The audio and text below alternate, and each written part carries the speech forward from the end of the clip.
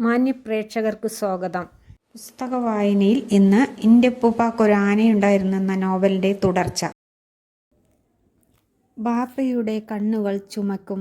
കഠിനമായ ദേഷ്യത്തോടെ ബാപ്പ പതുക്കെ "എടി കുഞ്ഞുത്താച്ചുമ്മ" എന്നു വിളിക്കും.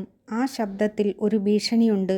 ഉമ്മ മിണ്ടാതിരിക്കും. ബാപ്പ പുറത്തേക്കിറങ്ങിയാൽ പിന്നെ ഉമ്മ തുടങ്ങുകയായി: "അറാം പറന്നോളെ, ഏമ്പാക്കി അവരാതി, നിന്നെ കാലംപറമ്പ് അടിക്കും, നിന്റെ തല വെട്ടം കണ്ടപ്പളാ" ഈ വിധമാണ് പറച്ചിൽ. പെറ്റ തള്ളയാണ്.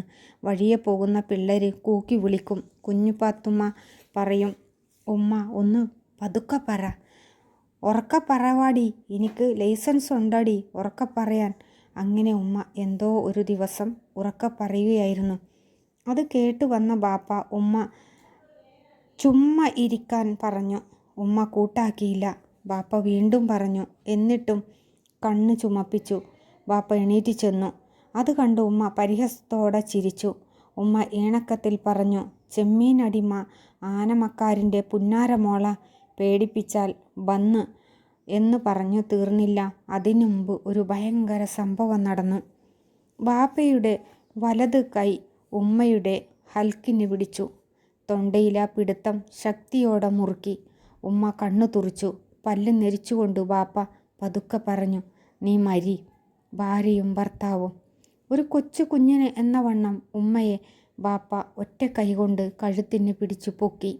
എന്നിട്ട് താഴെയിട്ടു. ഉമ്മയുടെ മെതിയടി രണ്ടും ചവിട്ടി വെളിയിലിട്ടു. ഉമ്മ അനക്കമില്ലാതെ കിടന്നു. ഇത്രയും ഞെടിയിട കൊണ്ട് സംഭവിച്ചു. കുഞ്ഞുപാത്തുമ്മ സ്തംഭിച്ചു നിന്നുപോയി. ലോകമെല്ലാം ഇരുണ്ടതുപോലെയും ആഴമേറിയ ഒരു കഴുകിലേക്ക് അവൾ വീണുപോയതുപോലെയും.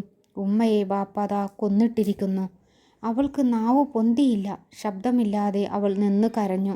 ബാപ്പ പറഞ്ഞു: "മകളെ, കരയേണ്ട." കുഞ്ഞുപാത്തുമ്മക്കപ്പോൾ രാജ്യത്തില്ലാത്ത കരച്ചിലൊക്കെ വന്ന്. അവൾ നിന്ന് കരഞ്ഞു. ഹൃദയം പൊട്ടിക്കരഞ്ഞു. റബ്ബുൽ ആലമീൻ, പ്രപഞ്ചങ്ങളുടെ എല്ലാ സൃഷ്ടാവേ, എന്തൊക്കെയാണ് സംഭവിക്കാൻ പോകുന്നത്?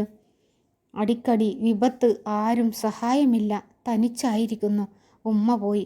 ഉടനെ ബാപ്പയും കൈയ്ക്ക് വിലങ്ങ് വെച്ച് പോലീസുകാർ കൊണ്ടുപോകും.